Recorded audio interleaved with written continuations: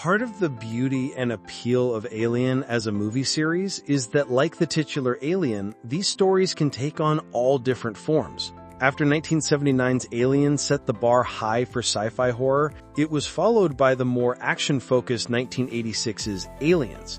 That malleability has been baked into Alien, from the headier prequel films like Prometheus and Alien Covenant to the more ridiculous Alien vs. Predator series and the nostalgia-focused Alien Romulus in 2024. This world has so many possibilities and ideas to explore. They're really only limited by the imagination of the writers and directors. Yet, as Noah Hawley successfully proves with Alien Earth, this universe works best when all of its possibilities are rolled into one captivating, thrilling, and heady experience. Alien Earth gives said universe the space and time to expand on its ideas and concepts in a way that a movie simply can't. Within just 8 episodes, Hawley's series gives us the horror of Alien, the deeper ideas of Prometheus and Alien Covenant, the dissection of corporate greed in Aliens and Alien Romulus, and even some of the more fun ridiculousness of this series' most absurd moments. Hawley has captured everything that has made Alien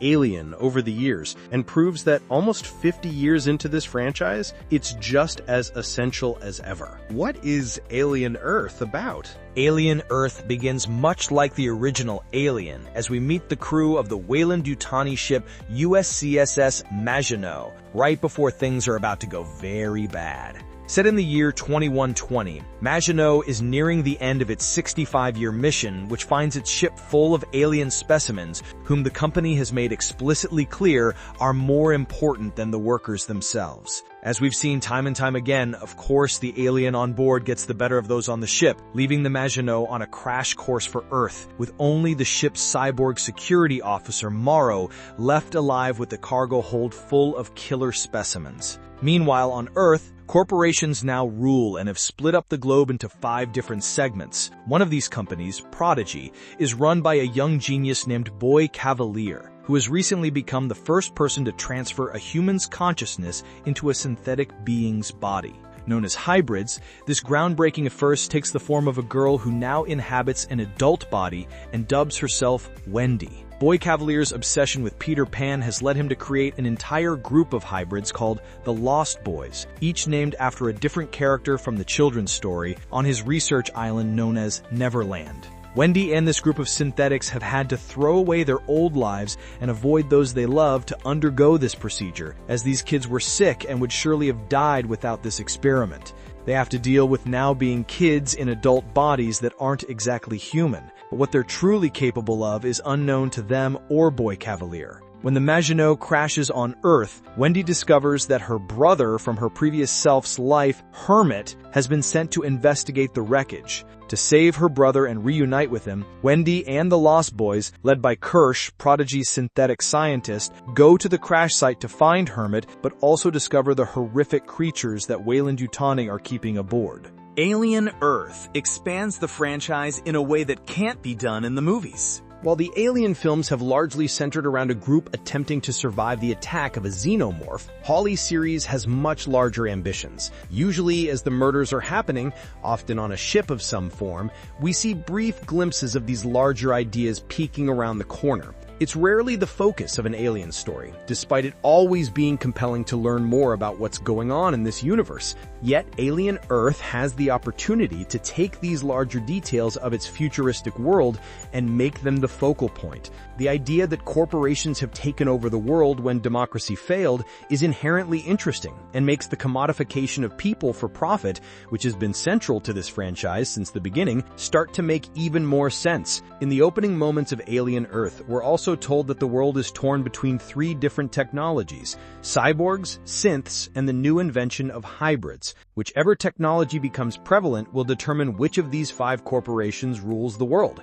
Right from the beginning, we see the larger-scale stakes at hand within this franchise that we've only glimpsed hints of in the occasional film. Hawley, who writes or co-writes every installment and also directs two, beautifully melds all the different forms of the Alien franchise into one cohesive narrative. The aforementioned rescue mission to save Hermit provides the large-scale action that the movies have done well, but with haunting moments of horror and terror, as well as absurdity and humor, that all combine into a fascinating amalgamation. Yet Hawley and this team of writers and directors can also narrow into one aspect of this world and do it justice. One episode feels like Hawley's own take on Alien, building tension the way that the sci-fi classic does, but other episodes spend plenty of time discussing the corporate battle between Weyland-Yutani and Prodigy, or the ethics of what this technology means for our world. Much in the way that Hawley expanded his Fargo series away from just that singular film to make it a love letter to the work of Joel and Ethan Coen, his take on Alien Earth is an excellent appreciation for everything this franchise has been over the decades.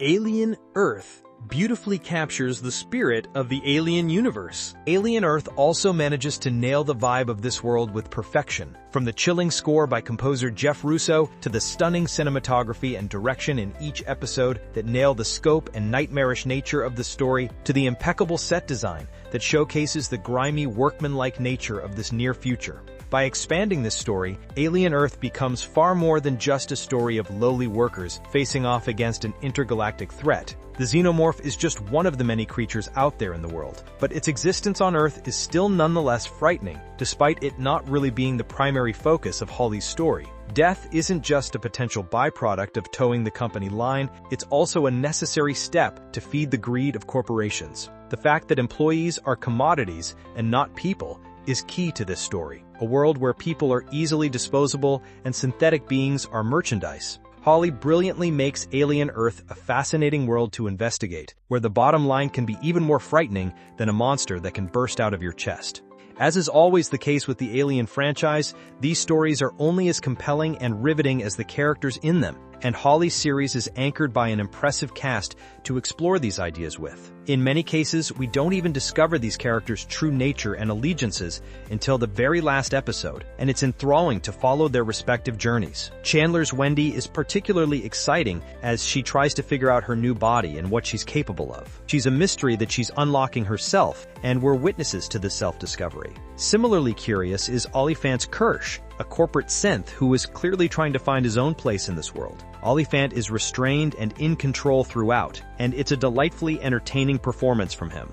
Babou Ceesay is also a standout as Morrow, the cyborg trying to do what the company tells him. He absolutely brings the energy of Yaphet Kotto's Parker from Alien, but if he were more of a badass and doing anything he could for the company. But the entire cast from top to bottom is spectacular, and again, it's gripping just to see what direction these characters will head next. Especially in the first episodes, Alien Earth can feel like you're being fed a ton of information all at once, and can be a bit overwhelming in terms of everything it's trying to do. Yet it's all integral to the story that's being told, and these rough edges smooth out rather quickly. For those familiar with Hawley's Legion, this feeling of being overwhelmed by details being thrown at you probably won't even make you flinch. And for those wanting this to be little more than a horror story of humans versus xenomorphs, you're likely going to be disappointed. But what you will find is a rich narrative that only makes this world and the previous stories told in it even better in hindsight.